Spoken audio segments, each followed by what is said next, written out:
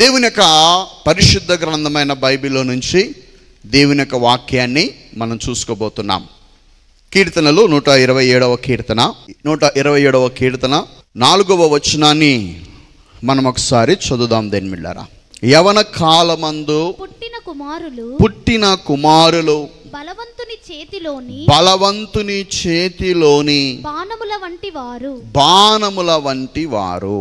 యవన కాలమున పుట్టినటువంటి కుమారులంట వారు దేనితో పోల్చబడ్డారంటే బలవంతుని చేతిలోని బాణముల వంటి వారు.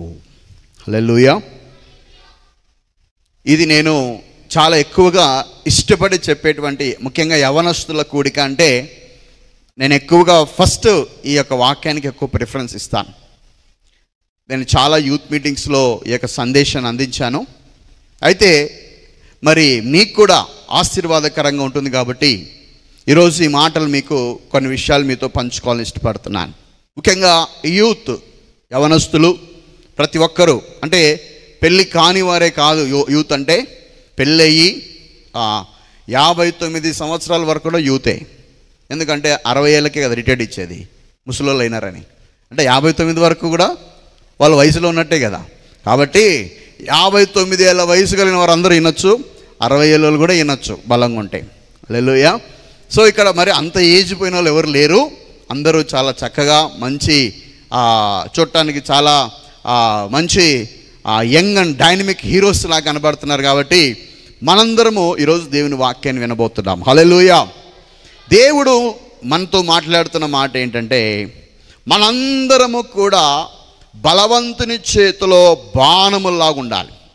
ఎలాంటి వాళ్ళగా ఉండాలి చెప్పండి? ఓకే, మనందరము బాణముల్లాగా ఉండాలి. ఎలాగ ఉండాలి చెప్పండి? బాణముల్లాగా ఉండాలి. బాణం అంటే ఏంటంటే, మరి ఇంగ్లీష్లో బాణం ఏమంటారు? ఆరోస్ కదా. We are Aorus. హల్లెలూయా. సో మనందరము ఒక ఆరో లాగా, ఒక బాణంలాగా ఉండాలని దేవుడు కోరుతున్నాడు. ఓకేనా?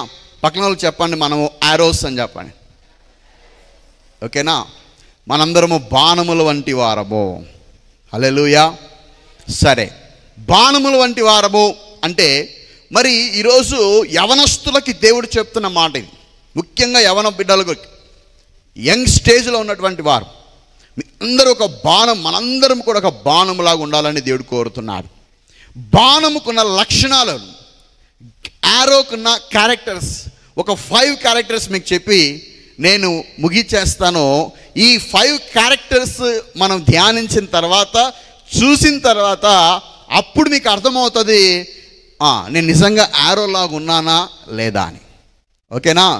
సో ఆరోకు ఉన్నటువంటి ఫస్ట్ క్యారెక్టర్, ఎందుకంటే మనందరం బాణంలాగా ఉండాలని దేవుడు కోరుతున్నాడు. అది ఎవరి చేతిలో అంటే బలవంతుని చేతిలో. హల్లెలూయా. బలవంతుని చేతిలో బాణముల లాంటి వారుగా ఉండాలని కోరుతున్నాడు. ప్రపంచంలో బలవంతుడు ఎవరైనా ఉన్నారు? ఎవరున్నారు చెప్పండి? బలవంతుడు ఎవరు? బలవంతుడు మీకు తెలిసిన బలవంతుడు ఎవరైనా ఉన్నారా? ఎవరు చెప్పండి? మన ఊర్లో ఎవరైనా ఉన్నారా మీకు తెలిసిన బలవంతుడు? అంటే చాలా గేమ్స్ ఆడుతుంటారు, చాలా ఆన్లైన్, ఎప్పుడు చూసినా ఆన్లైన్లో ఉంటారు. తెలీదా ఎవరికి? సంసోను, ఇంకా దానియేలు, ఇంకా ఎవరు? పౌలు, ఇంకా దావీదు. అంటే వీళ్ళందరూ చెప్పుకున్నారా మేము బలవంతులు అని? యోహాను ఆయన కూడా చెప్పుకున్నాడా బలవంతుడని? మీరు చెప్పిన పేర్లు చెప్పారు చూడండి, వీళ్ళందరూ వాళ్ళ నోట్లో చెప్పారు మేము బలహీనం అని. ఎవరు బలవంతుడు? అది పావులకు చేపలు కొట్టండి అందరూ గట్టిగా. యేసయ్యకి మించిన బలవంతుడు ఎవరున్నారండి? హల్లెలూయా. మన యేసయ్య బలవంతుడు. హల్లెలూయా. ఆయన పేరేంటి? ఆశ్చర్యకరుడు, ఆలోచనకర్త, నిత్యుడగు తండ్రి, సమాధానునకు కర్త, మా బలవంతుడగు దేవుడు. చప్పటి కొట్టి దేవనామయం పడతాం. హల్లెలూయా. మనం ఆరాధించే దేవుడు బలవంతుడు. హల్లెలూయా. మనం ఆరాధించే దేవునికి మించిన బలము ఈ లోకంలో ఎవరికి లేదు. హల్లెలూయా. పౌలు బలహీనుడే, కానీ ఏమన్నాడు తెలుసా? నన్ను బలపరచువాని యందే నేను సమస్తము చేయగలుగుతున్నాను. కాబట్టి బలవంతుని చేతిలో బాణం వంటిగా ఉండాలంటే గన ఏ బలవంతుడు? ఎవరు ఆ బలవంతుడు అంటే యేసయ్యే మనకు బలము. హల్లెలూయా. అందుకే దావీదు కూడా ఏమంటాడు, యెహోవా నా బలము. హల్లెలూయా. చెప్పండి, యేసయ్యే నా బలం అని చెప్పండి. హల్లెలూయా. హార్ట్ఫుల్గా చెప్పండి, బాగా ఏదో చెప్పమన్నాను కాబట్టి చెప్పడం కాదు, నిజంగా చెప్పండి. మేబీ కొంతమందికి ఇంకొకరు ఎవరైనా బలంగా ఉంటే కనుక చెప్పలేకపోతున్నారేమో, చెప్పండి గట్టిగా, ఆ బలం పొలిపోతుంది. హల్లెలూయా. ఎందుకంటే పూర్ణమైనది వచ్చినప్పుడు పూర్ణంగా అనేది పోతుంది. కాబట్టి యేసయ్యే నా బలం, గట్టిగా చెప్పండి. ఒక 3 సార్లు గట్టిగా చెప్పండి. యేసయ్యే నా బలము. హల్లెలూయా, హల్లెలూయా. కాబట్టి యేసయ్య చేతిలో, బలవంతుని చేతిలో బాణములాగా ఉండాలని దేవుడు కోరుతున్నాడు. హల్లెలూయా. సాతాను చేతిలో కాదు, లోకపు చేతిలో కాదు, ఇంకా పాపపు చేతిలో కాదు, ఇంకా ఎవరి చేతిలోనో కాదు. మన బలవంతులుగా ఉంటుంది దేవుని చేతిలో, బలవంతుని చేతిలో బాణములాగా ఉండాలని దేవుడు కోరుతున్నాడు. దేవునికి స్తోత్రం. హల్లెలూయా. మొట్టమొదటిగా మనం చూసినట్లయితే బలవంతుని చేతిలో బాణం ఉండాలంటే బాణముకు ఉండేటువంటి లక్షణం ఫస్ట్ ఏంటి తెలుసా?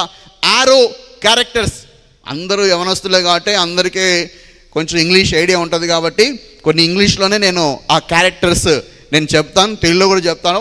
మీరు రాసుకునేటప్పుడు ఆరో క్యారెక్టర్స్ అని రాసుకోండి, బాణ గుణలక్షణములు. ఓకేనా? అయితే ఆరోకు ఉన్నటువంటి ఫస్ట్ లక్షణం ఏంటంటే ఏంటి తెలుసా? ఆరో షార్ప్గా ఉంటుంది. ఏంటి చెప్పండి?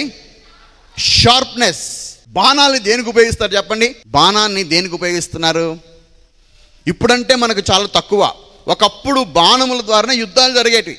అంటే యుద్ధం జరగాలంటే, శత్రువును జయించాలంటే, శత్రువును ఓడగొట్టాలంటే కనుక శత్రువుల గుండెల్లోకి, ఇప్పుడంటే AK-47లు, బుల్లెట్లు చాలా వచ్చేసాయి. కాకపోతే అప్పట్లో ఒక సైన్యం అనేటువంటిది ఏంటి తెలుసా?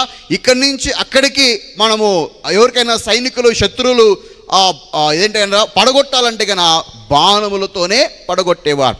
బాణములు ఉపయోగించి అవతలకి వారిని, బాణము ముద్దుమడిపోయింది అనుకోండి, శత్రువు చచ్చిపోతాడా కదా?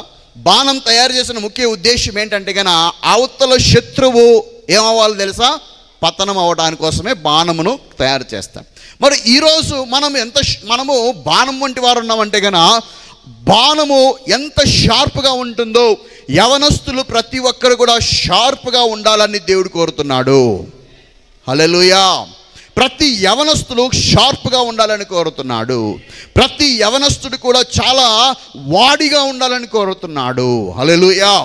ఎందుకంటే దేవుని బిడ్డలారా, షార్ప్గా లేకోకుంటే అది సరిగ్గా అవతల వ్యక్తిని కుచ్చుకోలేదంటే కనుక అది అవతల వ్యక్తికి సరిగ్గా ప్రభావితం చేయలేదు. ఈరోజు చాలామంది జీవితంలో షార్ప్ అంటే ఏంటి షార్ప్గా ఉండడం ఏంటి? చాలా షార్ప్గా ఉండడం అంటే ఏంటి తెలుసా? యవనస్తుడు షార్ప్గా ఉన్నాడు అంటే దాని అర్థం ఏంటి తెలుసా? బాగా చదువుతున్నాడని కాదు, బాగా ఇంటర్నెట్ చూస్తున్నాడని కాదు, బాగా మంచి జ్ఞానం సంపాదించుకున్నాడని కాదు. ఒక వ్యక్తి బాగా షార్ప్గా ఉన్నాడంటే యవనస్తుడు పరిశుద్ధంగా ఉన్నంత వరకు షార్ప్గా ఉంటాడు. హల్లెలూయా. ఒక వ్యక్తి ఎవరైనా సరే దేవుని బిడ్డలారా, దేవుడు కోరే పరిశుద్ధత నీలో ఉన్నంత వరకు నువ్వు షార్ప్గానే ఉన్నావని అర్థం. హల్లెలూయా. కాబట్టి ఈరోజు చాలామంది జీవితాలలో, ఈ లోకంలో చాలామంది యవనస్తులు లోక మాయలో పడిపోతున్నారు, లోక పాపంలో పడిపోతున్నారు, లోక ఇచ్చలకు గురవుతున్నారు. వీటన్నిటి ద్వారా వారికి ఉన్న షార్ప్నెస్ కోల్పోతున్నారు. హల్లెలూయా. చూడండి, సామెతల గ్రంథం 20వ అధ్యాయం ఒక మాట చదువుదాం. సామెతల గ్రంథం 20వ అధ్యాయం 29వ వచనం ఒకసారి చదవండి. సామెతల గ్రంథం 20వ అధ్యాయము 29వ వచనాన్ని ఒకసారి చదువుదాం. యవనస్తుల బలము వారికి అలంకారము. చూడండి, యవనస్తులకి ఏది అలంకారం తెలుసా? యవనస్తులకి నీ అందం కాదు అలంకారం, నీ మేకప్ కాదు అలంకారం, నీ సొగసు కాదు అలంకారం. యవనస్తులకు ఏది అలంకారం తెలుసా? యవనస్తులకు వారి బలమే అలంకారం. హల్లెలూయా. పక్కన వాళ్ళు చెప్పండి, నీ బలమే నీకు అలంకారం అని చెప్పండి. నీ బలమే నీకు అలంకారం అంటే దాని అర్థం ఏంటి తెలుసా? ఒక వ్యక్తి షార్ప్గా ఉన్నాడంటే ఆ వ్యక్తి బలవంతుడిగా ఉన్నాడు. హల్లెలూయా, హల్లెలూయా. అంటే ఎలాంటి బలవంతుడు? ఎలాంటి బలవంతుడుగా ఉన్నాడు? ఏంటి ఆ బలము? ఓకే, చూడండి, 1 యోహాను 5వ అధ్యాయం 9వ వచనం చదవండి ఒకసారి. 1 యోహాను 5వ అధ్యాయము, యోహాను రాసిన మొదటి పత్రిక 5వ అధ్యాయం 9వ వచనం ఒకసారి చదువుదాం. మనము మనుషుల సాక్ష్యము అంగీకరించుచున్నాము గదా. ఓకే, దేవుని సాక్ష్యము మరీ బలమైనది. దేవుని సాక్ష్యము బలమైనది అంటే దాని అర్థం ఏంటి తెలుసా? ఈరోజు నీకు సాక్ష్యము, ఒకవేళ నీ ఫ్రెండ్స్ నీ గురించి మంచి సాక్ష్యం చెప్పొచ్చు, మంచిదే. మీ తల్లిదండ్రుల నీ గురించి మంచి సాక్ష్యం చెప్పొచ్చు. కానీ నీకు బలం అంటే బలం ఇచ్చేది ఏంటి తెలుసా? దేవుని సాక్ష్యం బలమైనది. హల్లెలూయా. యేసుక్రీస్తు ప్రభుల వారు 30 సంవత్సరాలు తల్లిదండ్రులకు లోబడ్డాడు. ఎన్ని సంవత్సరాలండి? 30 సంవత్సరాలు లోబడ్డాడు. ఇక్కడ 30 సంవత్సరాలు లోపు ఉన్నవారు చాలామంది ఉన్నారు. ఎంతమంది మీ తల్లిదండ్రులకు లోబడుతున్నారో, ఎంతమంది మీ తల్లిదండ్రులకు విధేయత చూపిస్తున్నారో, ఎంతమంది మీ తల్లిదండ్రులను అగౌరవపరుస్తున్నారో మీరు ఒకసారి స్వపరీక్ష చేసుకోండి. తల్లిదండ్రులను 30 సంవత్సరాలు యేసుక్రీస్తు ప్రభువులు గౌరవించాడు, లోబడ్డాడు. అయితే 30వ సంవత్సరమున తాను ఎప్పుడైతే బాప్తీసం తీసుకోవడానికి యోర్దాను నదికి వచ్చినప్పుడు, చెప్పాలంటే ఆ 30 సంవత్సరం లోపల అతను ఇంకా ఎవరికి సువార్త ప్రకటించలేదు, ఏ రోగిని స్వస్థపరచలేదు, ఏ యొక్క వ్యాధిని స్వస్థపరచలేదు. ఆయన దేవుని కుమారుడని ఎవరికి తెలియదు. ఏ కార్యం చేయకముందుగానే కేవలం బాప్తీసం తీసుకొని ఎప్పుడైతే ఒడ్డుకు చేరాడో తండ్రి అయిన దేవుడు సాక్ష్యం పలుకుతున్నాడు, ఈయన నా ప్రియ కుమారుడు, ఈయన యందు నేను ఆనందించుచున్నాను. హల్లెలూయా, హల్లెలూయా. ఈరోజు మన గురించి చూడండి, మనం ఈ చర్చికి వస్తున్నాం. ఈరోజు మన గురించి మరి మంచి పాటలు పాడేవారు అనే సాక్ష్యం ఉంటుంది, పాటలు ఆరాధన నడిపించేవారనే సాక్ష్యం ఉండొచ్చు, వాక్యం చదివేవాళ్ళని సాక్ష్యం ఉండొచ్చు, లేకుంటే బాగా మంచిగా కీబోర్డ్ ప్లే చేస్తారనే సాక్ష్యం ఉండొచ్చు, లేకుంటే మంచిగా కెమెరా ఆపరేటర్ అనే సాక్ష్యం ఉండొచ్చు, లేకుంటే చర్చిలో బాగా పరిచయం చేస్తున్న సాక్ష్యం ఉండొచ్చు, చాలా సాక్ష్యాలు ఉండొచ్చు. కానీ దేవుడు నీ గురించి ఏ సాక్ష్యం ఇస్తున్నాడు? హల్లెలూయా. కొన్నిసార్లు మనము ఏంటి తెలుసా, మనుషుల సాక్ష్యంతో మురిసిపోతుంటాం కదా. మనుషులకు మన గురించి ఏదైనా మంచిగా చెప్పారనుకోండి, దాంతో మురిసిపోతుంటాం. నా గురించి వాళ్ళు ఎంత బాగా చెప్తారో తెలుసా, నా గురించి వీళ్ళు ఎంత బాగా చెప్తారో తెలుసా, నా గురించి వాళ్ళు కనుక్కోపో అంటే ఎవరిని కాదు, ముందు దేవుడు నీ గురించి సాక్ష్యం చెప్తున్నాడు. దేవుడు నిన్ను చూసి ఈయన నా ప్రియ కుమారుడు, ఈయన యందు నేను ఆనందించుచున్నాను, ఈమె నా ప్రియ కుమార్తె, ఈమె యందు నేను ఆనందించుచున్నాను అని దేవుడు నీ గురించి సాక్ష్యం ఇవ్వగలుగుతున్నాడా? ఎందుకు తెలుసా? ఈ లోకంలో నీ లెఫ్ట్ సైడ్ నుంచి చూసేవాళ్ళు చాలామంది ఉండొచ్చు, నీ రైట్ సైడ్ నుంచి చూసేవారు చాలామంది ఉండొచ్చు, నీ ఫ్రంట్ సైడ్ నుంచి చూసేవారు చాలామంది ఉండొచ్చు, నీ బ్యాక్ సైడ్ నుంచి చూసేవారు చాలామంది ఉండొచ్చు, నలుదిక్కుల నన్ను చూసేవాళ్ళు ఉండొచ్చు. కానీ ఈ లోకంలో నువ్వు ఏ దిక్కు నుండా, పై నుండి అన్ని దిక్కుల నుంచి నువ్వు చూసే దేవుడు నీకు సాక్ష్యం ఇవ్వాలి. ఎందుకు తెలుసా? నువ్వు లెఫ్ట్ దగ్గర ఎవరైనా ఉన్నారనుకోండి, వాళ్ళ కనపడకుండా రైట్ సైడ్లో దాక్కోవచ్చు, రైట్ సైడ్లో ఎవరన్నా ఉంటే కన్నా లెఫ్ట్ సైడ్లో దాక్కోవచ్చు, ఫ్రంట్ సైడ్లో ఎవరన్నా ఉన్నారంటే బ్యాక్ సైడ్ దాక్కోవచ్చు. కానీ దేవుని ఎదుట మెరుగైనదంటూ ఏదే కానీ లేదు. కాబట్టి యవనస్తులారా, మీరు బలవంతులో కాదంటే మీ సాక్ష్యమే మీకు బలాన్ని ఇస్తుంది. హల్లెలూయా. ఈరోజు పక్కన వాళ్ళకి చెప్పండి, నీ సాక్ష్యమే నీకు బలం అని చెప్పండి. చేయించి చెప్పండి బాగా, నీ సాక్ష్యమే నీకు బలం. హల్లెలూయా. అది ఏ సాక్ష్యం? కొంతమందికి ఉంటుంది అదిరిపోయే సాక్ష్యం ఉంటుంది, కొంతమందికి మంచి సాక్ష్యం ఉంటుంది, కొంతమందికి బెదిరించే సాక్ష్యం ఉంటుంది. ఇప్పుడు సపోజ్ ఇప్పుడు చూడండి, బైబిల్లోనే మనం చూస్తే కదా, ఇప్పుడు జస్ట్ ఏం చెప్పాల్సిన అవసరం లేదు, కొంతమంది పేర్లు చెప్తే చాలు వాళ్ళకి పిల్లలు మంచోళ్ళు అండి అని అంటాం. కొంతమంది పేర్లు చెప్తే చాలు వామ్మో వామ్మో అంటారు. ఎందుకు? వాళ్ళ పేర్లు వింటేనే వాళ్ళ సాక్ష్యం బయటకు వచ్చేస్తుంది, అంతే కదా. వాళ్ళ పేర్లు వింటేనే వాళ్ళ గుణం ఏంటో బయటకు వచ్చేస్తుంది. వాళ్ళ పేర్లు వినగానే వామ్మో అనేటువంటి సాక్ష్యం కదా. ఈరోజు యవనస్తులు షార్ప్గా ఉన్నారంటే ఏంటి తెలుసా? నువ్వు పరిశుద్ధంగా ఉన్నంత వరకు నువ్వు షార్ప్గా ఉన్నావని అర్థం. హల్లెలూయా. నువ్వు పరిశుద్ధంగా ఉన్నంత వరకు నీ కాలేజీలో, నీ ఇంటిలో, సంఘంలో, వీధిలో, అన్ని రీతిలో కూడా నువ్వేంటి తెలుసా? షార్ప్గా ఉండాలి, చురుకుగా ఉండాలి. హల్లెలూయా. నువ్వు చాలా చురుకుగా ఉండి ఏం చేయాలి తెలుసా? వాళ్ళు షార్ప్ అండి అంటే ఏంటి తెలుసా? వాళ్ళు మనకు దొరకరండి అని చెప్పాలి. అంటే ఏంటి తెలుసా? వాళ్ళను ఎంత వల వేసినా, వాళ్ళని లోకంలో ఎంత మాయలోకి దింపాలనుకున్నా, వాళ్ళని లోక పాపములు ఎంత నెట్టాలనుకున్నా, వాళ్ళు వాళ్ళ దేవుని ఆరాధిస్తున్నారు కాబట్టి వారు ఎప్పుడు షార్ప్గానే ఉంటారు. హల్లెలూయా, హల్లెలూయా. కాబట్టి మొట్టమొదటిగా దేవుని బిడ్డలారా, మన జీవితంలో మొట్టమొదటిగా షార్ప్నెస్ ఉండాలి. చెప్పాలంటే యోసేపు చాలా షార్ప్గా ఉన్నాడు కదా. యోసేపు చాలా షార్ప్. ఎంత షార్ప్ తెలుసా? చూడండి, ఆదికాండం 39వ అధ్యాయం. ఆదికాండం 39వ అధ్యాయం మనందరికి తెలిసిందే. యూత్ మీటింగ్ అంటే యోసేపు గురించి చెప్పకుండా ఎవరు ఉండరు కదా.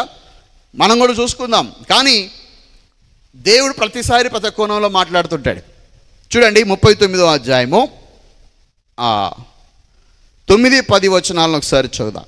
నీవు అతని భార్య వైనందున నిన్ను తప్ప మరి దేనిని నాకు అప్పగింపయుండలేదు, కాబట్టి నేనెట్లు ఇంత ఘోరమైన దుష్కార్యము చేసి. షార్ప్ అంటే ఏంటి తెలుసా? చూడండి, తన పని ఎంతవరకు తెలుసుకోవాలో అంతవరకు తెలుసుకున్నాడు. అది మెయిన్. తన బాధ్యత ఏంటి? అనవసరమైన విషయాల్లో తలదోచకపోవడమే షార్ప్నెస్. చెప్పండి, పక్కన వాళ్ళు చెప్పండి. అనవసరమైన విషయాలలో తల దూరచకపోవడమే అదే షార్ప్నెస్ కదా. కొంతమందికి ఏంటి తెలుసా? వీళ్ళకి సంబంధం లేకపోయినా ఊరులో ఎన్ని కనుక్కోవాలనుకుంటారు. వాళ్ళు ఏమంటారు, వీళ్ళు ఏమంటున్నారు.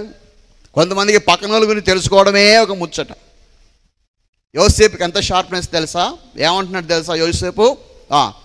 అసలు నువ్వు ఎవరు? నా యజమానురాలి. నా బాధ్యత ఏంటి? నీ ఇంటిని చూసుకోమని బాధ్యత ఇచ్చాడు. నా లిమిట్లో నేను ఉన్నాను. నా లిమిట్స్ క్రాస్ దాటిపోను.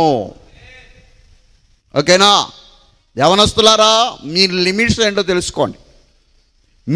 నీ లిమిట్స్ దాటి పోనంత వరకు మీరు షార్ప్గానే ఉన్నారు. మీరు లిమిట్స్ దాటారనుకోండి, అక్కడే ముద్దువాడు వెళ్ళిపోతారు. ఓకేనా? చదవండి, ఆ వచనం పూర్తిగా చదవండి. నీవు అతని భార్య వైనందున ఓకే నిన్ను తప్ప మరి దేనిని నాకు అప్పగింపయుండలేదు, కాబట్టి నేనెట్లు ఇంత ఘోరమైన దుష్కార్యము చేసి దేవునికి విరోధముగా పాపము కట్టుకొందునని. ఒక వ్యక్తి షార్ప్గా ఉండడంటే ఎలా అర్థమవుతుంది తెలుసా? ఎప్పుడు చూసినా గుండెల్లో దేవుని భయం ఉంటుంది. ఏం చెప్పండి? నీకు ఎప్పుడు చూసినా ఒంటరిగా ఉన్నా దేవుడు నన్ను చూస్తున్నాడు, దేవుడు నాతో ఉన్నాడు. హల్లెలూయా. తర్వాత దేవుని భయం ఉంటే నీళ్ళు ఎట్లుంటుందో తెలుసా? దేవుని భయం అంటే ఎట్లుంటుందో తెలుసా? కింద వచ్చిన చదవండి. దినదినము ఏంటండి?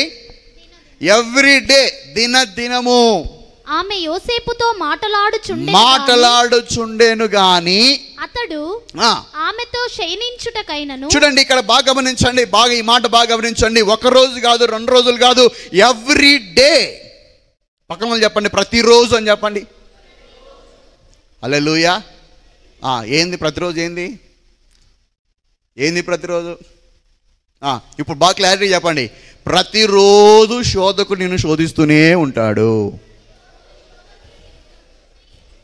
హల్లెలూయా. ఒకరోజు కాదు, ఏమంటే ప్రతిరోజు. ఒకవేళ మన భాషలో, ఒకవేళ ఈ కాలంలో ఉంటే కానీ ఏం చేసేది తెలుసా?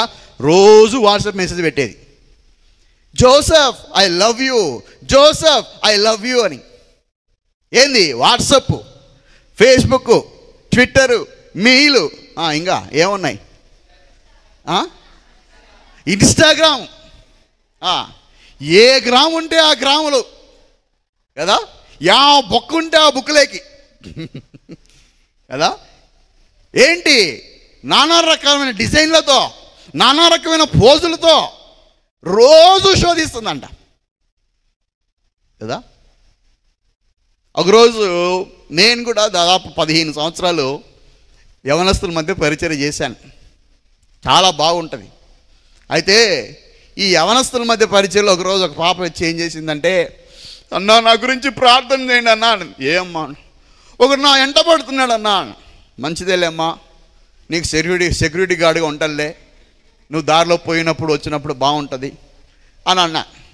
అయితే వాడు రోజు ఎంట పడుతున్నాడు, ఇప్పుడు నాకు రోజు పువ్వు ఇస్తున్నాడు అన్నా. అంటే ఏం చేస్తున్నావు అన్న? తీసుకొని పక్కన పడేస్తున్నాను అని. మంచిది. ఎన్ని రోజులు పువ్వు ఇస్తాను? రోజులు పక్కన పడాను. అయితే కొద్ది రోజులు అయిన తర్వాత అమ్మగారికి 5 స్టార్ అంటే ఇష్టం అని 5 స్టార్ తీసుకొచ్చాడు.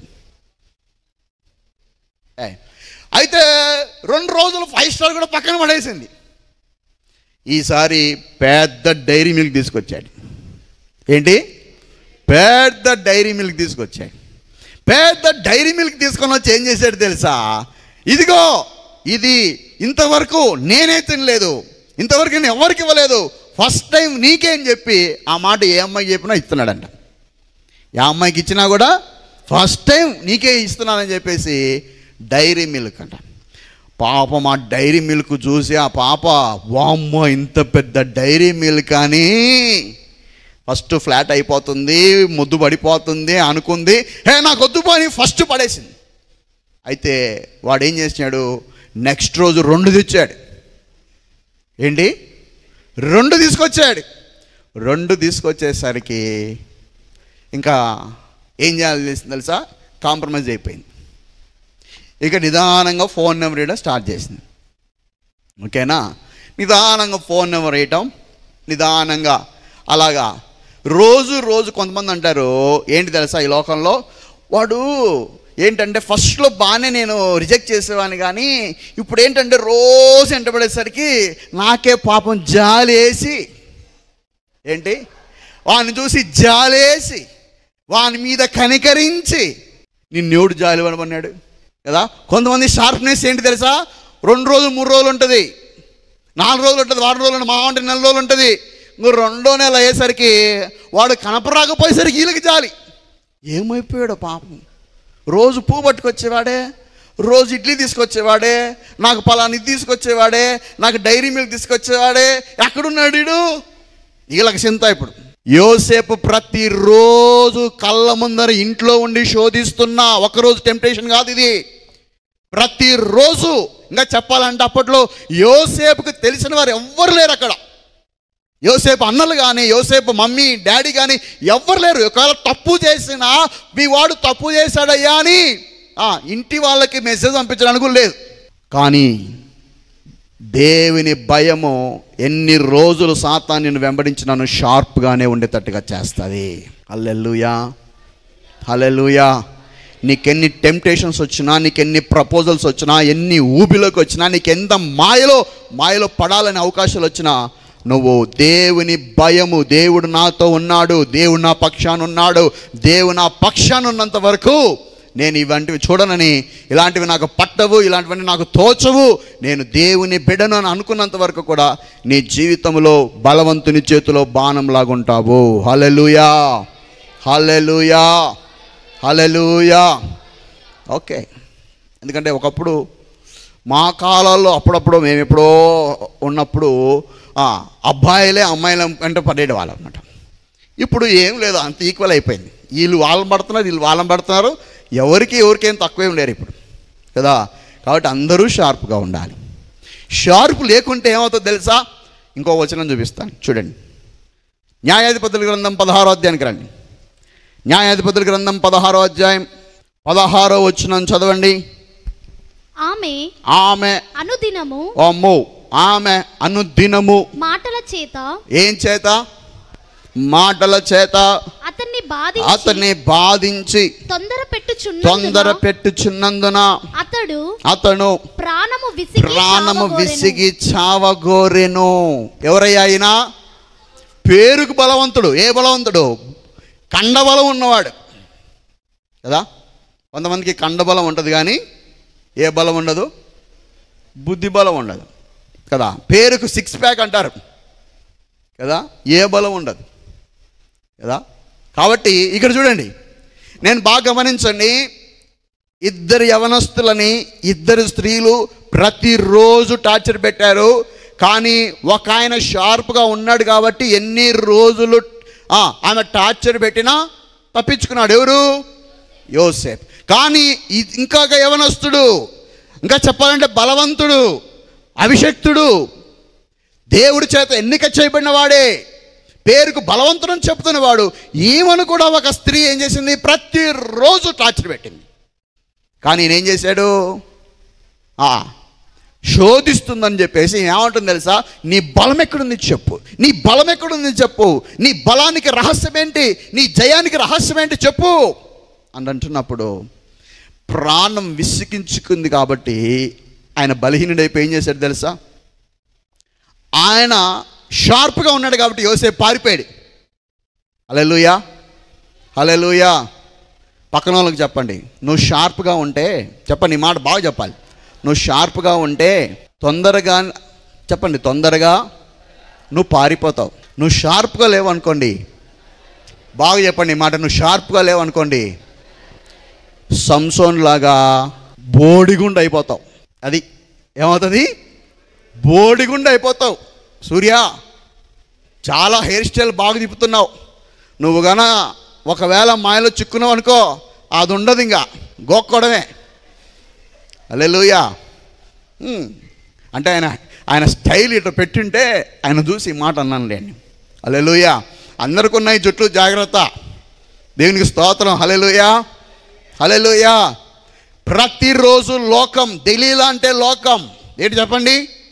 దెలీలా అంటే లోకం, దెలీలా అంటే లోకం. లోకంకి డెఫినేషన్ ఏంటి చెప్పండి? లోకం డెఫినేషన్ ఏంటి? శరీరాశ, నేత్రాశ, జీవపు డంబము. లోకం అంటే ఏంటి చెప్పండి? అందరూ చెప్పండి, లోకం అంటే ఏంటి? శరీరాశ, నేత్రాశ, జీవపు డంబము. ఈ మూడు నీలో ఉన్నంత వరకు, హల్లెలూయా, శరీరాశ, నేత్రాశ, జీవపు డంబము, ఈ దెలీలా రోజు నిన్ను టార్చర్ పెడుతూనే ఉంటుంది. నీ బలం ఎక్కడా? ఒకవేళ నీ ప్రార్థన నీకు బలము, నీ వాక్య ధ్యానమే నీకు బలము, నీ సహవాసమే నీకు బలము, నీ పరిచర్య నీకు బలము, నీ కన్నీటి ప్రార్థన నీకు బలము, నీ బలమును పాడు చేయడానికి దెలీలా రోజు ఆఫర్ ఇస్తూ ఉంటుంది. లోకం అనే దెలీలా రోజు నిన్ను టార్చర్ పెడుతూనే ఉంటుంది. కానీ తెలివి కలిగినటువంటి, షార్ప్ కలిగినటువంటి యోసేపు మాత్రం దేవుని భయం కలిగిన వాడు కాబట్టి ఆ లోకమైన మాయల నుంచి తప్పించుకున్నాడు. కానీ పేరుకు మాత్రమే బలవంతుని చెప్పుకుంటున్నాడే కానీ ఈయన మాత్రం మనస్సులో బలహీనంగా ఉన్నటువంటి ఈ యొక్క సంసోను ప్రతిరోజు వచ్చే టెంప్టేషన్ జయించలేక ఒకరోజు లోకంలో పడిపోయాడు. హల్లెలూయా. గుర్తుపెట్టుకోండి, ఒకటి బాగా గుర్తుపెట్టుకోండి దేవుమిళ్ళరా. సంసోను చేసిన పొరపాటు ఏంటి తెలుసా? బాగా గమనించండి, ఈ మాట కావాలంటే రాసుకోండి. ఏంటి తెలుసా? కనులకు ఇంపుగా ఉందని వెళ్ళాడు, లాస్ట్కు కళ్ళే లేకుండా పోయాడు. చెప్పండి ఈ మాట పక్కన వాళ్ళకి. కళ్ళకు ఇంపుగా ఉందని వెళ్తే లాస్ట్కు కళ్ళే లేకుండా పోతాయి. మీరందరూ ఏంది నన్ను చూసి చెప్తున్నారు? పక్కన వాళ్ళకి చెప్పండి, మీ పక్కన వాళ్ళకి చెప్పండి, ఓకేనా? సో కాబట్టి దేని బిడ్డారా, కళ్ళకింపుగా ఉందని పోతే లాస్ట్కు కళ్ళే లేకుండా పోతాయి. హల్లెలూయా, హల్లెలూయా. అదన్నమాట. కాబట్టి యవనస్తులు యారోలాగా ఉన్నారంటే ఫస్ట్ యారో క్యారెక్టర్ ఏంటి తెలుసా? షార్ప్నెస్. రెండోదిగా యవనస్తులకి యారో క్యారెక్టర్స్ రెండోది ఏంటి తెలుసా? యారో క్యారెక్టర్ రెండోదిగా ఏంటి తెలుసా? యారోకి టార్గెట్ ఉంటుంది. ఏం చెప్పండి? టార్గెట్. ఫస్ట్ షార్ప్నెస్, రెండోదిగా టార్గెట్. హల్లెలూయా. పక్కన వాళ్ళకి చెప్పండి, నీ టార్గెట్ ఏంటని. పక్కన వాళ్ళని అడగండి, నీ టార్గెట్ ఏంటి అని అడగండి. అంటే ఏంటి తెలుసా? గురి ఏంటి? ఏం చెప్పండి? గురి ఏంటి? ఇప్పుడు ఇంకోటి, ఇప్పుడు మీరు బాణం చూశారు కదా. నేను ఒకటి ప్లాస్టిక్ బాణం తెచ్చుకుందాం అనుకున్నా, ప్రాక్టికల్గా బాగుండేది కొంచెం కదా. సరే, ఓకే, ఊహించుకోండి. ఇప్పుడు బాణముకి వేసేటప్పుడు ఇప్పుడు చూసారా, ఇప్పుడు బాణం ఇప్పుడు మీరు చూసారా, ఇప్పుడు మన ఎస్ఎస్ మాల్లో గేమ్ ప్లే జోన్ ఉంది కదా, గేమ్ జోన్ చూసారా, అందరూ చూసింటారు కదా. సో ఆడికి వెళ్ళినప్పుడు ఆడ ఒకటి యారో, పక్కనే ఒకటి యారో, ఇది చూసారా, బాణంది విసిరే చూడలేదా, రైట్ సైడ్లోనే ఉంటాయి. అయితే అక్కడ ఏముంటే ఆడ టార్గెట్ బోర్డు ఉంది చూసారా, ఓకేనా. ఆడే కాదులే, మామూలుగా బాణం ఇవ్వాలంటే కంపల్సరీగా టార్గెట్ బోర్డు ఉంది. అయితే ఇప్పుడు నేను అడిగేది ఏంటంటే, బాణం నీ చేతికి ఇచ్చినప్పుడు ఫస్ట్ టార్గెట్ను చూసి నువ్వు గురి పెడతావా, లేదా నువ్వు ఏదైతే వేస్తావో అక్కడైతే పడుతుందో అదే నా టార్గెట్ అనుకుంటావా? ఓకే, తెలివిగల వాడు ఏం చేస్తాడు? ముందే టార్గెట్ ఏంటో చూసుకొని బలానా టార్గెట్ ఆలోచించుకొని కరెక్ట్గా అదే టార్గెట్లోకి వెళ్ళాలని కొంతమంది ఏం చేస్తారు, కళ్ళు పూసుకొని వేసేస్తారు, ఏడబడతారు, అదే నా టార్గెట్. ఇప్పుడు మన వాళ్ళని ఎవరైనా ఏమైనా అడిగితే ఏం చేయాలనుకుంటున్నాం ఫ్యూచర్లో అంటే ప్రభు సిద్ధం అంటే బాణం ఎక్కడికైనా పోని అదే ప్రభు సిద్ధం. హల్లెలూయా. పక్కన వాళ్ళకి దండాలు పెట్టండి, వందనాలు చెప్పండి. ఈరోజు ఇప్పుడు మీరందరూ ఇక్కడ కూర్చున్నారు కదా, మీకు ఒక టార్గెట్ ఇప్పటి నుంచే ఉండాలి. ఇప్పటి నుంచే నీకు ఒక గురి ఉండాలి, ఇప్పటి నుంచి నీకు ఒక టార్గెట్ ఉండాలి, ఇప్పటి నుంచి నీకు ఒక దర్శనం ఉండాలి. నువ్వు ఏదైనా కావాలంటే ఇప్పటి నుంచే కలలు కనాలి. దేనికోసం? నేను ఒక డాక్టర్ అవ్వాలా, ఒక కలెక్టర్ అవ్వాలా, లేకుంటే ఒక ఇంజనీర్ అవ్వాలన్నా, లేకుంటే ఒక టాప్ మోస్ట్ హై స్టేటస్లో ఉండాలంటే ఇప్పటి నుంచే, ఏమీ లేనప్పటి నుంచే నువ్వు ఒక టార్గెట్ కలిగి ఉంటే, ఇప్పటి నుంచి ఒక డైరెక్షన్ కలిగి ఉంటే, ఎందుకు తెలుసా, ఒక బాణంకి టార్గెట్ ఉంటే ఆ టార్గెట్ రీచ్ అయిన బాణంకి విలువ ఉంటుంది. ఈరోజు నీకు ఒక టార్గెట్ ఉందనుకోండి, నీవు టార్గెట్ కలిగి ఉన్నావు కాబట్టే నీ జీవితంలో అటు ఇటు త్రొట్టిల్లుకోకుండా నీ గురివైపు. అందుకే పౌలు అంటాడు, ఏమంటున్నాడు తెలుసా, నేను కలగబోయే బహుమానం ఎందే దృష్టి ఉంచి ఉన్నాను.